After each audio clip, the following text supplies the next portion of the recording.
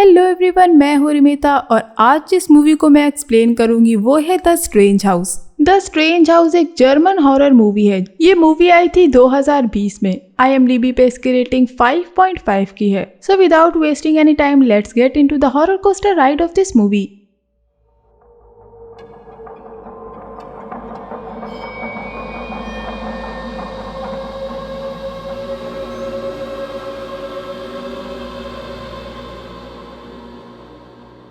कहानी एक फैमिली की है जिसमें है सबीन और उसके दो बेटे। सबीन केव्स में काम करती है और उसके हस्बैंड की मौत हो चुकी है। उसका बड़ा बेटा है हेनरिक और छोटा बेटा है एडी। ये लोग जर्मनी से शिफ्ट होकर ऑस्ट्रिया के एक छोटे गांव में रहने के लिए आते हैं। हेनरिक ऑस्ट्रिया के इस छोटे से गांव में आके खुश नहीं था, लेकिन फिर भी वो इस घर में एडजस्ट होने की कोशिश करता है। मिस्टर रॉकल जो वहाँ के केयर टेकर थे वो उन लोगों को सारा घर दिखाते हैं। उन्हें वहाँ एक दरवाजा दिखता है जिसके चारों ओर नमक का घेरा बना होता है। रॉकल बताता है कि उस घर के पुराने मालिक ने अपनी कुछ चीजें वहीं छोड़ दी हैं। इस जगह पे मोबाइल सिग्नल्स नहीं आते थे। एडी ऊपर की दीवार को देख के हेनरिक से पूछता है कि वो क्या है, जिस पे हेनरिक एडी से मजाक करता है और कहता है कि उनके घर के एटिक में ज़ॉम्बी फैमिली रहती है। हम हेनरिक की पड़ोसी मिस सैलॉस को देखते हैं जो खिड़की से हेनरिक के घर को देख रही थी और साथ ही साथ प्रेयर्स भी पढ़ रही थी। एडी एटिक के दरवाजे के पास जाता है। वो जानना चाहता था कि क्या वो नमक का घेरा है और वो वहाँ पड़े नमक को उठा के चख लेता है, जिससे वो नमक का घेरा टूट जाता है।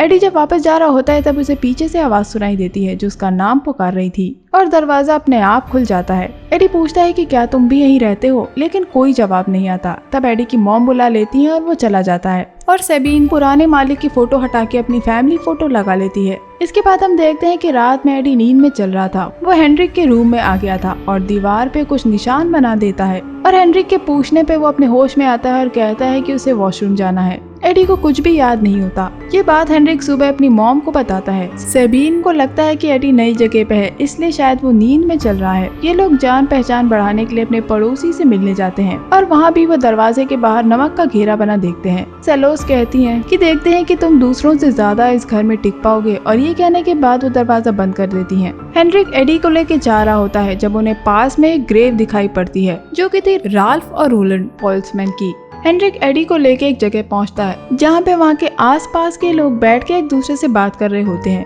हेनरिक को यहाँ एक लड़का मिलता है जिसका नाम था फ्रिट्स। तभी वहाँ के लड़के आते हैं और हेनरिक को बुली करते हैं, लेकिन हेनरिक वहाँ से चला जाता है। उसके साथ फ्रिट्स भी जाता है। हेनरिक फ्रिट्स से पूछता है कि आखिर तुम क्या कहना चाहते हो। तब फ्रिट्स हेनरिक को सारी बात बताता है। फ्रिट्स बताता है कि 1980 में उस घर में अमेलिया पोल्समैन नाम की औरत रहा करती थी जिसके दो बेटे थे, राल्फ और रोलैंड। अमेलिया अपने बेटों के लिए मशरूम कलेक्ट कर रही थी और जब डिनर बन गया तो उसने अपने बेटों को बुलाया। वो एक साइकोपैथ थी जिसने अपने बेटों के सूप में जहर मिला दिया था और उनको मार डाला, जिसके बाद अमेलिया ने भी सुसाइड कर लिया। एडी पूछता है कि आखिर अमेलिया अपने बेटों के साथ सिमेटरी में क्यों नहीं दफन है। फ्रिट्स हेनरिक को वार्न करना चाहता था, इसीलिए उसने ये स्टोरी हेनरिक को बताई, लेकिन हेनरिक वहाँ से चला जाता है। रात में एडी को सेमेटेरी में एक औरत दिखाई पड़ती है। ये बात वो अपने बड़े भाई हेनरिक को बताता है, लेकिन हेनरिक को वहाँ कोई भी औरत नजर नहीं आती। अब हेनरिक नेट पे इस कहानी के बारे में सर्च करता है जहाँ पे उसे एक आर्टिकल मिलता है जिसमें लिखा था कि एक सोविलियन माँ ने अपने दो बेटों को जहर दे के मार दिया, जिसके बाद उसने अपने आप को भी मार दिया, लेकिन इसके पीछे का मोटिव अभी तक किसी को भी नहीं पता। उस आर्टिकल से ये भी पता लगता है कि अमेलिया पोल्समैन को मेंटल हेल्थ इश्यूज थे। ये बात हेनरिक अपनी मॉम को बताता है, लेकिन उसकी मॉम कहती है कि 40 साल पहले की बात है। लेकिन हेनरिक का मानना था कि अमेलिया पोल्समैन ही उनके घर को हॉन्ट कर रही है। अब हेनरिक एडी से पूछता है कि क्या तुम्हें हाल ही में कुछ अजीब से सपने आ रहे हैं किसी औरत के बारे में। तब एडी बताता है कि उसे स्नेल का सपना आया था। हेनरिक को लगता है कि शायद इसीलिए एडी ने दीवार पे स्नेल की ड्राइंग बनाई थी, लेकिन एडी का कहना था कि उसने दीवार पे कुछ भी नहीं बनाया। अब सबीना देखती है कि जहाँ उसने अपनी फैमिली फोटो लगाई हुई थी उसकी जगह पुराने मालिक की फोटो वापस आ गई थी। उस रात हेनरिक को एक औरत का सपना आता है जो एटिक के दरवाजे के पीछे खड़ी हुई थी। तभी हेनरिक देखता है कि उसके रूम में एडी खड़ा है जो नींद में चल रहा था और कुछ बड़बड़ा रहा था और दीवार पे वापस कुछ लिख रहा था। जब एडी मुड़ता है तो हेनरिक देखता है कि एडी पोजेस्ड था और उसकी आंखें काली हो गई थी। तभी वहाँ सबीन आती है और एडी को वहाँ से ले जाती है। हेनरिक को समझ नहीं आ रहा था कि आखिर एडी ने उस दीवार पे क्या लिखा है। तब वो उल्टा होके देखता है और उस दीवार पे जो शब्द लिखा था वो था गोबे। ये बात वो फ्रिट्ज को बताता है। एडी जब पिछली रात नींद में चल रहा था तो हेनरिक ने वो रिकॉर्ड कर लिया था और ये रिकॉर्डिंग वो फ्रिट्ज को दिखाता है, जिसपे फ्रिट्ज बताता है कि एडी सोवेलियन बोल रहा है। हेनरिक पूछता है कि क्या इसको कोई ट्रांसलेट कर सकता है और फ्रिट्ज हेनरिक को इदा के पास लेके जाता है जो सोवेलियन जानती थी। फ्रिट्ज इदा को बताता है कि हेनरिक उसी हाउस में रहता है जहाँ अमेलिया पोल्समैन रहा करती थी और अब हेनरिक का भाई एडी पोजेस्ड है। हेनरिक वो रिकॉर्डिंग इदा को दिखाता है जिसपे इदा बताती है कि इसका मतलब होता है मॉम इज इनोसेंट, यानी अमेलिया ने अपने दोनों बेटों को जहर दे के नहीं मारा था और अब अमेलिया के 2 बेटों में से एक बेटा एडी के थ्रू अपनी बात कह रहा था। एडी टीवी देख रहा होता है जब उसे एक आवाज सुनाई पड़ती है जो रोलैंड नाम पुकार रही थी। ये सुन के एडी उस आवाज के पीछे चला जाता है। सबीना और हेनरिक उसे ढूंढ रहे थे, तब उनकी पड़ोसी में से सेलोस बताती हैं कि एडी सेमेटरी गया है। जब हेनरिक और उसकी मॉम सेमेटरी जाके देखते हैं तो एडी राल्फ और रोलैंड की ग्रेव के पास सो रहा होता है। हेनरिक जब एडी से पूछता है कि वो सेमेटरी में क्या कर रहा था तो एडी बताता है कि उसे उस औरत ने बुलाया था। अब हेनरिक इडा से चैट के थ्रू पूछता है कि गोबे का मतलब क्या होता है, जिसपे इडा बताती है कि गोबे का मतलब होता है मशरूम। हेनरिक को अपने छोटे भाई की फिक्र होने लगी थी और इसलिए वो एडी के साथ सोता है। अब सुबह हेनरिक के घर फ्रिट्ज और इडा दोनों आते हैं और वो लोग उस घर में हो रही चीजों के बारे में बात करते हैं। इडा कहती है कि हो सकता है एडी ने ये वर्ड कहीं से सुना हो, लेकिन फ्रिट्ज का कहना था कि उन मरे बच्चों में से कोई एक एडी के थ्रू कुछ बताने की कोशिश कर रहा है। लेकिन हेनरिक का कहना था कि अगर ये मैसेज दूसरी दुनिया से आ रहा है तो क्या वो लोग ये नहीं बता सकते कि आखिरकार राल्फ और रोलैंड को किसने मारा था। और फ्रिट्ज कहता है इस जवाब का पता लगाने का सिर्फ एक ही रास्ता है, वो है सियांस। अब ये चारों कैंडल्स जला के एक सियांस करते हैं जहाँ पे ये रोलैंड और राल्फ की स्पिरिट्स को बुलाते हैं और हम देखते हैं कि एडी वापस पोजेस्ड हो गया था। उसके अंदर रोलैंड की स्पिरिट आ गई थी। क्योंकि इडा को सोवेलियन आती थी इसलिए वो रोलैंड की स्पिरिट से बात करती है। वो पूछती है कि आखिर तुम लोग को किसने मारा। तब एडी उन लोगों को एटिक में लेके जाता है जहाँ पे एक लॉक्ड दरवाजा था। वहाँ पे हेनरिक को 2 बेड्स मिलते हैं जिन पे RR लिखा था, यानी ये राल्फ और रोलैंड का रूम था। तब एडी एक अलमारी की तरफ इशारा करता है और कहता है गोबे। उन्हें तस्वीर के पीछे एक बुक मिलती है। तभी इदा का पैर नमक के घेरे पे पड़ जाता है जिसकी वजह से वो नमक का घेरा टूट जाता है और हम एडी को जोर से सोवेलियन में चिल्लाता देखते हैं जो ये बता रहा था कि राल्फ आ रहा है, उनको यहाँ से जाना चाहिए। फ्रिट्ज ने कैमरे से वहाँ तस्वीर खींच ली थी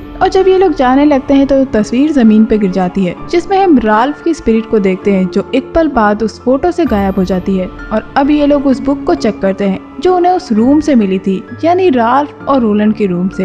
ये बुक मशरूम्स के बारे में थी। उस बुक में से इनको एक फिल्म की रील मिलती है और एक डायरी भी। वो फिल्म की रील क्योंकि प्रोजेक्टर पे चल सकती थी इसलिए फ्रिट्ज अपने घर में प्रोजेक्टर लेने चला जाता है। यहाँ हम हेनरिक और इदा को क्लोज आता देखते हैं। तभी बेल बजती है और उनके घर रॉकेल आया था जो हेनरिक से उनकी माँ के बारे में पूछता है। दरअसल ये केयर टेकर हेनरिक की माँ को लाइक करता है। वो अंदर आने की कोशिश करता है लेकिन हेनरिक उसे ये कह के रोक देता है कि वो अपना होमवर्क कर रहा है और रॉकेल ये कह के चला जाता है कि जब उसकी माँ आए तो हेनरिक उसे ये बता दे कि रॉकेल आया था। अब ये लोग उस फिल्म रील को प्रोजेक्टर पे चला के देखते हैं और उस डायरी को पढ़ते हैं। उस फिल्म रील में हम एमिला की फैमिली को देखते हैं जो वहाँ 40 साल पहले रहा करती थी। ये डायरी राल्फ की थी। उस डायरी के थ्रू हमें पता चलता है कि अमेलिया ज्यादातर मशरूम्स लेने जाया करती थी लेकिन उसको ये जगह पसंद नहीं थी। राल्फ जानता था कि उसकी मॉम को यहाँ कैसा लग रहा था। उस फिल्म रील में इन लोगों को हेनरिक की पड़ोसी सेलोस दिखती है। इस डायरी के थ्रू हमें पता चलता है कि उस घर की एक हाउसकीपर थी जो अमेलिया को इम्प्रेस करना चाहती थी, इसीलिए उसने राल्फ और रोलैंड को गिफ्ट दिए और अमेलिया को मक्खन लगाने की कोशिश कर रही थी ताकि वो उसे इम्प्रेस कर सके। और इसके कुछ टाइम के बाद राल्फ और रोलैंड के पिता ने उस हाउसकीपर को एक नेकलेस दिया, यानी अमेलिया के पति ने हाउसकीपर को एक नेकलेस दिया था, जबकि उसने अमेलिया को इतने सालों में कोई भी गिफ्ट नहीं दिया था। डायरी में सिर्फ इतना ही लिखा था। इरा का कहना था कि उस डायरी के थ्रू ने बहुत कुछ पता चला कि पोल्समैन यानी अमेलिया का पति और मिस सेलोस का अफेयर चल रहा था और मिसेस सेलोस ही उस घर की हाउसकीपर थी। पोल्समैन ने सेलोस को इसलिए वो स्नेल पेंडेंट दिया था क्योंकि सोवेलियन में पोल्स का मतलब स्नेल होता है और अगर ये सच है तो अभी भी मिस सेलोस के पास वो स्नेल पेंडेंट होगा। अब ये लोग उस स्नेल पेंडेंट के बारे में पता लगाने के लिए मिस सेलोस के पास जाते हैं। ये लोग मिस सेलोस के घर का दरवाजा खटखटाते हैं और इनको पता चलता है कि मिसेस सेलोस घर में नहीं थी। अब ये लोग चोरी छुपे पीछे के रास्ते से मिस सेलोस के घर जाते हैं, जहाँ हेनरिक और इदा अंदर जाते हैं, जबकि फ्रिट्ज बाहर नजर रखता है। वो लोग उनके घर में स्नेल पेंडेंट ढूंढ ही रहे थे, तभी मिसेस सेलोस आ जाती है और फ्रिट्ज इशारे में जोर से बोलता है, हेलो मिस सेलोस। तभी हेनरिक के हाथ से एक कांच की शीशी गिर जाती है और ये लोग पीछे के रास्ते से वापस बाहर आते हैं, लेकिन मिस सेलोस हेनरिक को अंदर खींच लेती हैं। अब ये लोग सेलोस से पोल्समैन के बारे में पूछते हैं और फ्रिट्ज मिस सेलोस से पूछता है कि क्या वो पोल्समैन की हाउसकीपर थी और क्या उन्होंने राल्फ और रोलन को जहर दिया था। ये सुन के मिस सेलोस गुस्सा हो जाती हैं और उन्हें बताती हैं कि वो पोल्समैन के घर में कभी काम किया करती थी, लेकिन जब अमेलिया पोल्समैन पागल हो गई उसके बाद उन्होंने उनके घर में काम करना छोड़ दिया, जिसके बाद अमेलिया के दोनों बच्चों की मौत हो गई। ये बताने के बाद वो गुस्से में उन लोगों से वहाँ से बाहर निकल जाने को कहती है। मिसेस सेलोस अभी भी कुछ छुपा रही थी जो उन्होंने इन लोगों को नहीं बताया था। इस बात को लेके इडा और हेनरिक में लड़ाई हो जाती है और इडा गुस्सा होकर वहाँ से चली जाती है। हेनरिक घर वापस आता है और अपनी मॉम से बात कर रहा होता है। जब वो सामने की शीशे में देखता है तो उसके पीछे राल्फ की आत्मा खड़ी होती है, जिसको देख के हेनरिक डर जाता है। हम फिर से सेमेटरी में एक औरत को देखते हैं जो कि राल्फ और रोलन की ग्रेव के पास आके एक मोमबत्ती जलाती है, पर आखिर ये औरत कौन है? हेनरिक को वापस एक सपना आता है जिसमें वो राल्फ और रोलन को देखता है और अमेलिया पोल्समैन को भी, जिसके मुंह से स्नेल्स निकल रहे होते हैं। हेनरिक इदा से माफी मांगता है, तभी हेनरिक इदा को किस करने वाला होता है जब इदा को हेनरिक के फेस में राल्फ की आत्मा दिखाई देती है। ये देख के इदा डर जाती है, यानी एडी के थ्रू रोलैंड और हेनरिक के जरिए राल्फ कम्युनिकेट कर रहा था। इदा कहती है कि उसके पास एक आइडिया है। अब ये लोग रात में हेनरिक के सोने का वेट करते हैं ताकि हेनरिक सो जाए और उसके थ्रू राल्फ बात कर सके। आधी रात को इदा और फ्रिट्ज देखते हैं कि हेनरिक को राल्फ ने पोजेस कर लिया है और उसकी आंखें काली हो गई थी। ये देख के इदा और फ्रिट्ज दोनों डर के मारे वहाँ से भाग जाते हैं और हेनरिक उन दोनों का पीछा करता है। वो दोनों एक टेबल पे जाके बैठ जाते हैं और उसके चारों ओर उन लोगों ने नमक का घेरा बना दिया था। इदा राल्फ से पूछती है कि वो क्या चाहता है, जिसपे राल्फ बोलता है कि वो बदला चाहता है और टूटे शब्दों में बोलता है मर्डर मदर। इदा हेनरिक को होश में लाने के लिए उसे किस करती है और हेनरिक होश में आ जाता है, लेकिन हेनरिक को कुछ भी याद नहीं था। यानी राल्फ अपनी माँ अमेलिया की मौत का बदला लेना चाहता था, क्योंकि रोलैंड ने एडी के थ्रू बताया था कि उसकी मॉम इनोसेंट थी और उनको भी मारा गया था। इसीलिए अब राल्फ वापस आ गया है ताकि अपनी माँ के कातिल से बदला ले सके। हेनरिक ट्रेडिशनल कॉस्ट्यूम फेस्टिवल में जा रहा होता है जब उसे एक कार नजर आती है जो सेमेटरी की तरफ जा रही थी। हेनरिक उस कार का पीछा करता है। उसे वहाँ वही लेडी दिखती है जिसके गले में स्नेल पेंडेंट था। ये बात वो कॉल करके इदा और फ्रिट्ज को बताता है। हेनरिक कार की नंबर प्लेट की फोटो खींच लेता है और उसे भेजने की कोशिश करता है, लेकिन नेटवर्क न आने की वजह से वो फोटो सेंड नहीं हो पाती। फ्रिट्ज इदा को बताता है कि मिस सेलोस ने राल्फ और रोलैंड के मरने से पहले ही अमेलिया के घर में काम करना बंद कर दिया था। हो सकता है कि मिस सेलोस के जाने के बाद पोल्समैन ने दूसरी हाउसकीपर को रखा हो। अब ये बात पूछने के लिए ये लोग मिस सेलोस के पास जाते हैं, जहाँ इन्हें मिस सेलोस से पता लगता है कि अमेलिया के पति पोल्समैन ने मिस सेलोस के बाद दूसरी हाउसकीपर को रखा था। इधर हेनरिक उस सेमेटरी वाली औरत की कार में छिपकर उसके साथ चला जाता है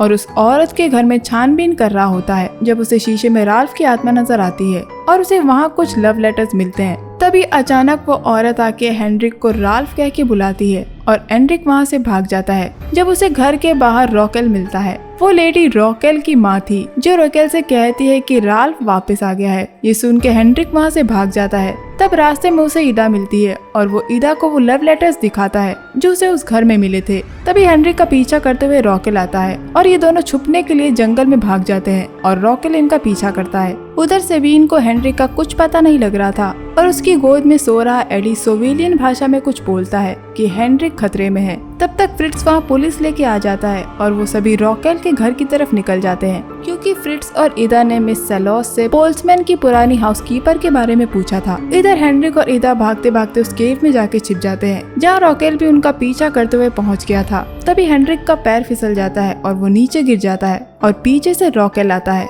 हड़बड़ी में इदा का भी पैर फिसल जाता है और वो दोनों केव के अंदर भरे पानी में गिर जाते हैं। वो रॉकेल से मदद मांगते हैं, लेकिन वो उन्हें मरने के लिए छोड़ के चला जाता है। इसके बाद हेनरिक इदा को ऊपर चढ़ाता है ताकि वो बाहर जाके मदद मांग सके, और हम देखते हैं कि हेनरिक पानी में डूबता जा रहा था। सबीन रॉकेल के घर पुलिस लेके पहुंच जाती है और रॉकेल की माँ से हेनरिक के बारे में पूछती है। तभी फ्रिट्ज उसके गले में स्नेल पेंडेंट देख लेता है। उसी वक्त रॉकेल पहुंचता है, जो पुलिस को देख के भागने की कोशिश करता है, लेकिन पकड़ा जाता है। तभी वहाँ इदा आती है और बताती है कि हेनरिक केव में है। अब ये सब लोग केव जाके हेनरिक को बचाते हैं। इधर हेनरिक को राल्फ की आत्मा दिखती है, जिससे हेनरिक कहता है कि राल्फ उसे माफ कर दे, वो उसकी मदद नहीं कर पाया, और राल्फ की आत्मा चली जाती है। पुलिस ने हेनरिक को बाहर निकाल लिया था। हेनरिक को सही सलामत देख के सब खुश थे। तभी हम देखते हैं कि एडी पोजेस हो गया था और वो रॉकेल की माँ के पास जाता है, और यहाँ हमें सारी बात पता लगती है कि पोल्समैन का अफेयर रॉकेल की माँ से था। वो रॉकेल की माँ थी जो सेमेटरी में आया करती थी।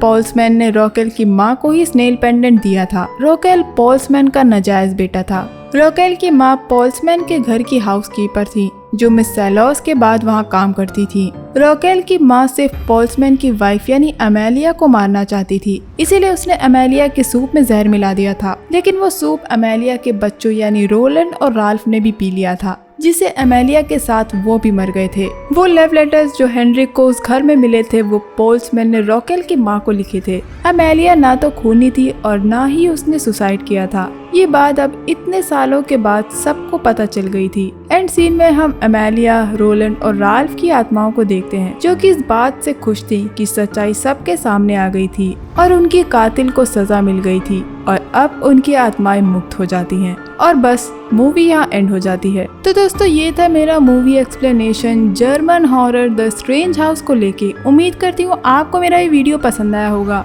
अगर आपको ये मेरा वीडियो पसंद आया है तो इस वीडियो को ढेर सारे लाइक्स दीजिए और मेरे चैनल को सब्सक्राइब कर लीजिएगा। तो दोस्तों, चलिए मिलते हैं अगले वीडियो में। तब तक के लिए अपना बहुत ख्याल रखिए। Stay safe, keep hunting, lots of love.